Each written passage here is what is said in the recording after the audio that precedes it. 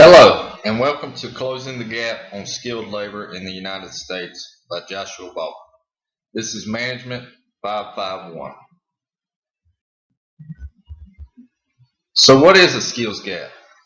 A skills gap is defined as a significant gap between an organization's current capabilities and the skills it needs to achieve its goals.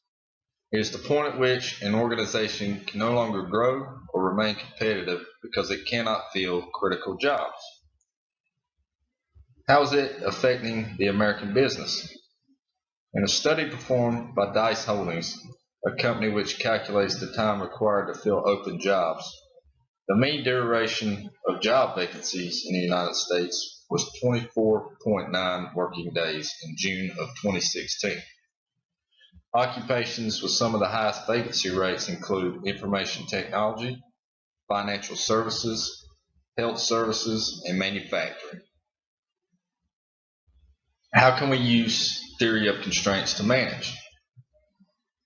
The theory of constraints is a methodology for detecting the most important restrictive factor that stands in the way of accomplishing a goal, and then systematically improving that constraint until it is no longer the restrictive factor. First, we must identify the constraint. The National Federation of Independent Business found that as the first quarter 2017 came to an end, 45% of small businesses reported that they were unable to find qualified applicants to fill skilled labor job openings. Chief executive officers report shortages of workers for middle-class wage jobs such as nurses, construction workers, truck drivers, and oil field workers. If these types of jobs go unfilled, businesses will see slower than expected growth and profitability. Next, we must exploit the constraint. Employers say that they are seeking candidates with experience. This creates two issues. First, technology in the world of work changed so rapidly that it is difficult to find employees with experience in emerging technologies and work practices. Second, if educational institutions, employers, and individuals aren't keeping up with these changes, the workforce will be left behind. The speed of business is changing faster than ever, and our education and social systems are not keeping pace. A focus on communication, problem solving, and critical thinking is lacking in our current education system. But these are required skills for successful employment. Closing the skills gap will likely involve greater importance on training current and future workers who haven't attended college. Manufacturers in the United States have a significant challenge in solving the manufacturing skills gap. Manufacturers must adopt a different approach to talent management, which in turn will improve their ability to not only find skilled employees, but also develop their workforce to meet the business needs. In a recent study that was conducted by the Foundation of Fabricators and Manufacturers Association, approximately 52% of individuals in high school and college did not have an interest in manufacturing, and around two-thirds of individuals stated that they felt a manufacturing career entailed a dirty, dangerous place that required very little thinking and offered very little opportunity for personal growth and career advancement. Job stability and security was the most common reason as to why respondents would not encourage someone from the younger generation to pursue a career in manufacturing.